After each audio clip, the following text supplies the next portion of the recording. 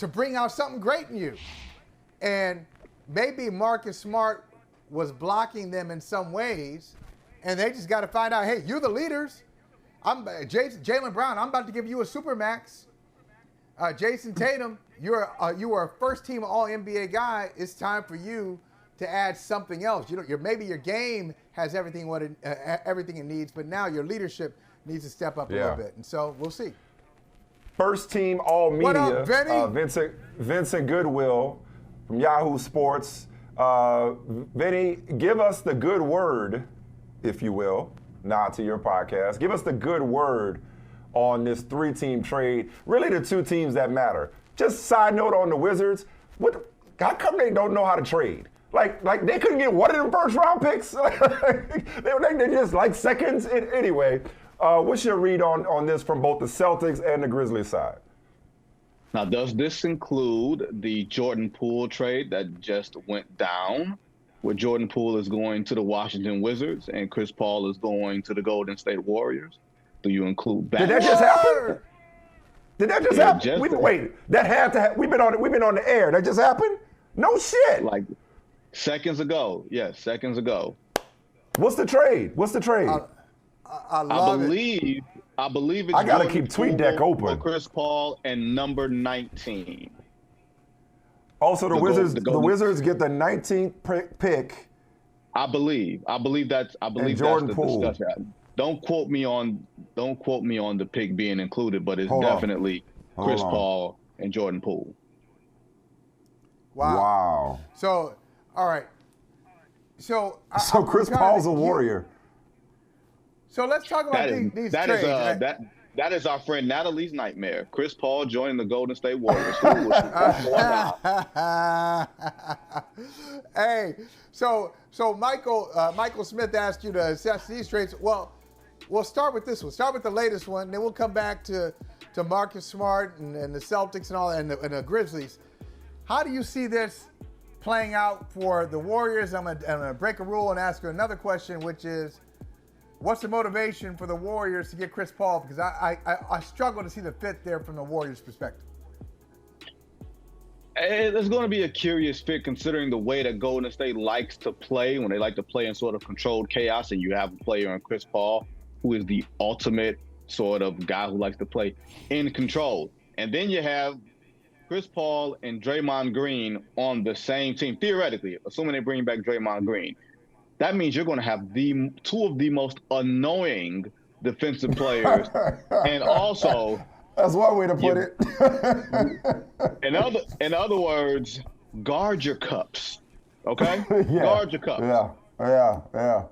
But I do think that it signifies, the Warriors getting off of Jordan Poole and looking at this season not necessarily as an aberration, but looking at it and saying we can't necessarily go forward with this young guy in this locker room with these guys. I think there's going to be a lot of activity tonight headed into the draft, especially through the draft, because of all the luxury tax implications that will go into effect on June 30th. So if you're going to go ahead and get over and make these big moves, you better do it now before the penalties become a lot more punitive. But for Jordan Poole, it's a fresh start, it appears. You get to go to a rebuilding team.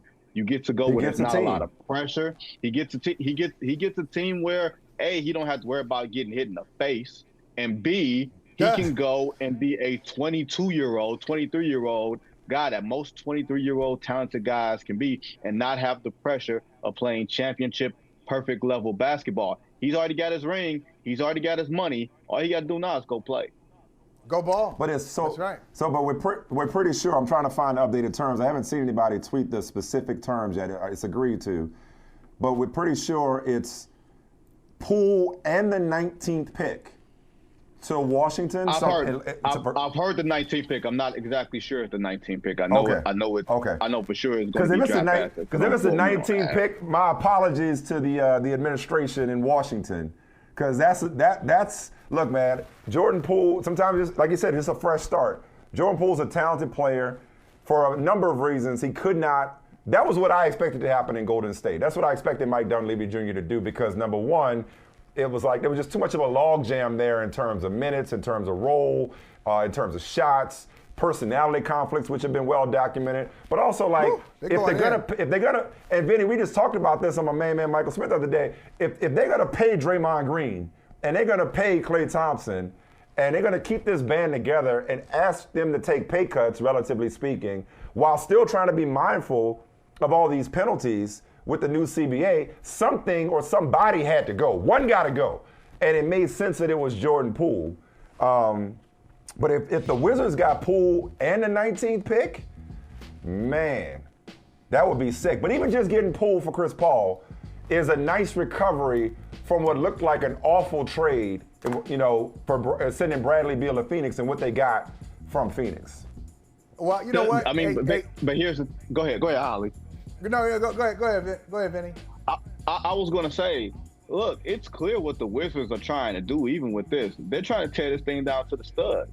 And the one thing the Wizards have never done throughout the entire history, like I said before, the Wizards have not won 50 games since Off the Wall came out. And do y'all know how old Off the Wall is, right? Like they have not been a credible franchise for a long time. So if you're going to do it, you're going to rip the Band-Aid off. Why try to get equal value for Bradley Beal when you're trying to get off of his long money that you're on a deal that maybe you shouldn't sign him to in the first place, and you're really trying to strip it all the way down? Remember, their second chief executive is Will Dawkins from the Oklahoma City Thunder, a team that specializes in, we gonna tear this thing all the way down. So I'm not really surprised that they're doing it like this. And equal value is not necessarily in terms of, if you want equal value, you better off keeping Bradley Beal, because you're gonna wind up being in the same place.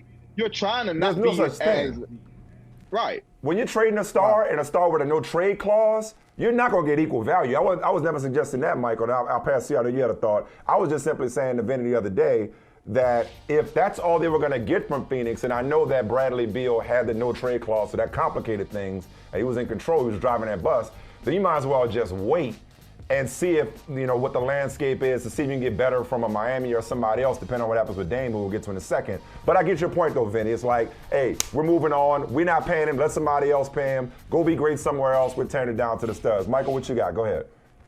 Yeah. A couple things. First of all, to get the quote right, Michael Smith, it is a man who has not prepared his children for his own death has failed as a father. Have I ever failed you? Okay, that's King T'Chaka. That was going to bother you the whole show. Go ahead. Yeah. I had to get that right. The other thing is, Vinny, I think we know where Mike Dunleavy Jr. stands on this trade, on that whole 2 timelines that the Warriors had.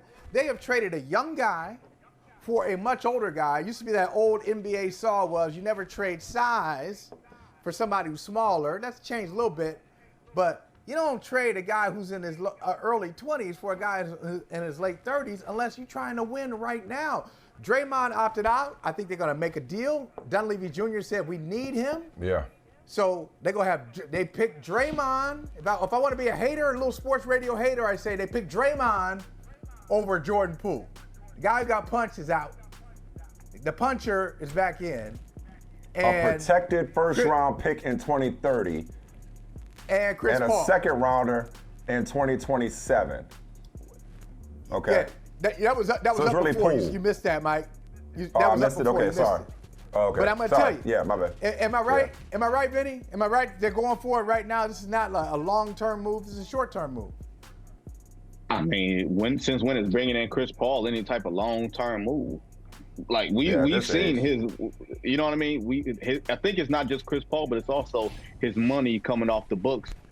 I think only maybe $3 million or something like that is guaranteed next season, or something along those lines. So you can get off of his money and be able to figure out what you're going to do with the Pools and the Kumingas as they wind up coming up. But yeah, you can't operate in the NBA. It's far too competitive to be straddling the fence, to be the phrase "is you ain't" or "is you is my baby" comes up. Is you ain't or is you is, we contending. Like that's what that comes down to for Golden State, especially while Steve Kerr is still coaching this team, and we know how he thinks about those young players. He thinks those young players should still very much be in college right now, when he always brings up their ages. So yeah, with Denver looking the way that they're looking, with the Lakers loading up, with Boston making the moves that they're making, you have to put all of your resources, every single resource that you have, going into this season, trying to win this season alone, and figuring out the rest on the back end. The back end is going to hurt, period, y'all. You ain't going to be able to alleviate the pain because you got Moses Moody and Jonathan Kuminga. That building ain't going to stay full because you got them two dudes and no Stephen Curry. Yeah. Hey, I do think Chris Paul has enough left to be enough of a key contributor to a playoff run. I mean, he ain't got to be the dude that they were asking him to be, even in Phoenix, not on this team. But before we move on to who's next to get dealt, want to go back to how we started the conversation when Michael and I were oblivious to the fact that Poole had been traded while we were in conversation. Give us the good word on the Smart trade to Memphis and Porzingis going to Boston, real quick. I think we focus so much on the Boston end of it, but I think you two brought up an excellent point. You got Marcus Smart and Jaren Jackson Jr. on the same team defensively. Like, that amplifies your identity, especially while Ja Morant is serving his suspension. And there's a meme that comes to mind that I bring up with Marcus Smart. Remember that scene in Baby Boy with Ving Rhames? Yes, I do. Yes, I do. From Tyrese. That might be Marcus Smart in about 3 or 4 months over there trying to get like, trying to get not the saying the word. Ja. Right. Not saying wiping the fingerprints off. That's bonding for you right there. Let me just wipe these fingerprints off. We ain't got to say nothing about this. and wiping the fingerprints off the phone so he don't broadcast it either. You know what I mean? Like, that's the bigger problem. But if you're the Celtics too, I don't know if that solves your problem, because I felt like you had a point guard problem last year because Jaylen Brown couldn't dribble. And now you're basically saying we're going to bring in another high-priced player that needs someone to give him the ball, along with not sending Jaylen Brown to dribbling school. Like, I don't think any of this matters if you don't send him to dribbling school. Hey, I tell you, your point guard is either Derek White. Derek White's got to elevate. See, you know, Vinny, I think a lot of guys have to elevate into roles that either that's in them or they're going to have to figure it out. Look, it wasn't that long ago when Ime Udoka said, wait a minute, what you mean we need a point guard? And he elevated Marcus Smart, who had never had it. Marcus Smart had watched Isaiah Thomas do it. He watched Kyrie do it. He watched Kemba Walker do it. And Ime said, your turn, dog. And he had to do it. And so it's either Derek White or it is a going to Lords to recover Malcolm Brogdon from his injury. And Malcolm Brogdon's going to have to be that guy. Who's the next guy to get traded? Oh, I'm sorry. You want one more word on that point? Okay, I was going to move on to the rest of the league. I mean, you know, it's draft day. There's a lot of smoke. We'll see where there's fire, whether it's around Dame, whether it's around Paul George, around Zion. You know, no shortage of big names being rumored to be on the move. Who do you see as the next? Love this league. What's the next shooter drop? What's the next domino? Who's the next star to get moved? That's an excellent question, because I would have said Jordan Poole, to be perfectly honest, just because of everything, the way that it was planned. I'm not sure if a guy like Karl Anthony Towns is going to get moved, but you hear small things around. You hear very small things around. I'm not very sure. Look at the guys with big money, especially when you approach the luxury tax apron and teams have to swallow real hard about guys that they signed to big money and say, do I want to do this for the next 4+ years? I don't think the Miami Heat are going to do anything drastic tonight. I don't think Portland's going to do anything drastic tonight. I don't know if Dame Lillard, and we talk about Damian Lillard every day about, is this best for him? Is this best for the Portland Trailblazers?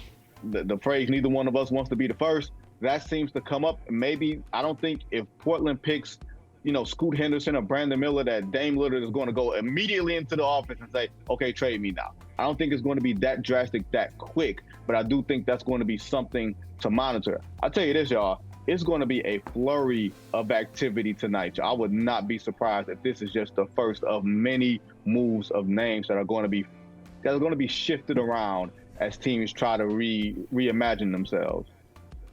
But there's one name, though, that this day is about, and we'll end this visit on this one. It's like there are certain checkpoints or watershed moments in NBA history, whether it's Patrick Ewing in a frozen envelope, whether it's, you know, LeBron's entry into the league. Like, draft night is always special, but it's especially special when a transcendent figure enters the league, and Victor Wembanyama is the latest, and some would say potentially one of the greatest. And the thing that stands out to me about him, just the more I read about him, the more I listen to him, is we know the freakish talent. Like, I think my son would call him a build. I don't play 2K, but I think you would call that a build when you have a 7'3" guard with his types of skills, right? But he's got it up here. And we presume in here as well. We'll see once he's tested in the league. But the dude seems special, both in terms of talent, intangibly and tangibly. He seems special, like he's almost a sure thing. And you hate to put that on a young player. But this is if there was ever a can't miss, it feels like this kid, Vinny. Is that what the league feels about him? Yeah, and consider the last can't miss guy we had in the NBA coming into the draft is a guy who can't stay on the floor and stays on Twitter, or rather his concubines stay on Twitter. I don't think we have to necessarily worry about that for Big. Okay, like he seems very comfortable in his skin. He seems very comfortable with the expectations. He seems very comfortable with his ability. He seems very comfortable with the stage of the NBA and coming over to the States. The only thing I worry about, y'all, is him becoming a robotic member of the San Antonio Spurs, because that's what they seem to do to all the big men that they draft at number 1. I don't think that he's cut in the same mold as Tim Duncan and David Robinson. I think he has an appetite to be larger than life while also doing it in the right way, as in making sure that I handle my business on the floor and making sure that my game is tight, and then everything else will fall into place. I don't know if he's the biggest prospect of all time, because LeBron had so much of the ESPN hype in his games with televised and everything else. Yeah. That was a different going across the pond. Going across the pond is a little different than being over here 20 years ago. But I'll tell you, there's very few people who have doubts about his ability and what he can do. Maybe it takes him a couple years before he becomes a full version of himself. But let me tell y'all this. Y'all gonna be trying to lay up while he's around? Hey, Michael, I'm going to tell you something. I think it's great for the league that he's in San Antonio. I know San Antonio's got, boring and pop, but, like, if he's already a can't-miss prospect, put him with arguably the greatest coach of all time, and somebody who knows how to mold superstars, and he'll be coached the right way. You hate to see young players go into shitty situations. He's not going into a shitty situation from an organizational standpoint. Might have been a bad team, intentionally a bad team. But organizationally, he's going into a great set of circumstances. Michael Smith, let me ask conspiracy. Hold on. I need to ask Michael Smith something, because I'm going to approach him like a hostile witness in about 5 seconds. Michael Smith, are you saying that the draft or that the draft lottery was tilted in such a way that the San Antonio Spurs were able to get the first pick? Are you suggesting that? I'm not a conspiracy theorist. I'm the same person that believes that Chris Paul actually found out on the plane that he was getting traded in the first place, just to bring that conversation back. Stop. Go. Oh, he's listen. That brother's promoting the book. He's in storytelling mode. We're in the same space, Chris. But you've been sitting on the thought for a while, Michael. You've been sitting on the thought. I'm sorry, I jumped on you. Go ahead. I did not. That's all right, because it's just brief. I want to ask y'all. I heard a bar earlier today. I want y'all to tell me if you agree with the bar or not. The bar was from that hip-hop artist, Gary Washburn, who we know and love. Washburn says that Kristaps Porzingis crawled so Victor Wembanyama could walk. Do you agree, Vinny? And do you agree, Michael Smith? You laugh. He was trying to give you a bar, not a comedic response. So what do you think? Because he's basically saying, look, they said this once about the unicorn too. Hey, look, you can laugh at it, but look. Not like this. I'm laughing because you put us in the bed. Like, look, man, Gary gets paid for one thing. Gary don't get paid to have his takes on Front Street and us picking it. He ain't here to defend himself either. Okay? They both. No, hold on, no. Now let me disagree. What? Let me disagree with that. Because once I always felt this way, and Vinny, I don't know if you feel this way too. As a columnist, I have the thought, once I release it to the world, you do whatever the hell you want to do with it. Okay, fair enough. No, It's Okay. there. I'm not there to defend every take in the column. No, It's a column. listen, He wrote in the column. I said, Vinny, I said earlier. You ain't got to turn it into a pinata. You agreed or not? Vinny, I said earlier that Kristaps Porzingis, when he was taken, I think, 4th by Phil Jackson, was a controversial pick at the time. So any comparison between the two as tall, versatile, skilled big men from Europe has to end with the fact that nobody was tanking for Kristaps Porzingis, unicorn or not, Vinny. I mean, for my man Gary, that is some light skin logic for you there. If you want to say Kristaps Porzingis, nah, I'm catching strays. That wasn't for you.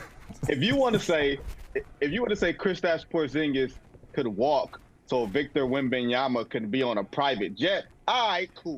That's where I'll go. We ain't talking about walking and running. Ain't really a whole lot of comparison here.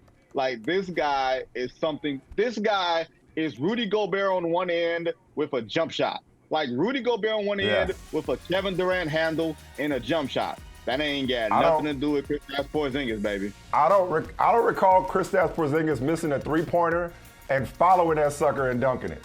I just, you know, this dude's different. This dude's different. Porzingis was a unicorn. He's gonna be good for Boston, but this dude about to be good for sports, not sports. Because you know, in the world they say sport. That transcendent figure is walking across the stage tonight. Well, I'll tell you what. I'll say this on the way out. It was such a good line that I remember that more than what King T'Chaka said to King T'Challa. So it's a good line, Gary Washburn. Good line. Hey, Vinny, enjoy the draft. Can't wait to see what else you write from tonight. Man, Vinny came on just informing us. We got to be on our game. Man.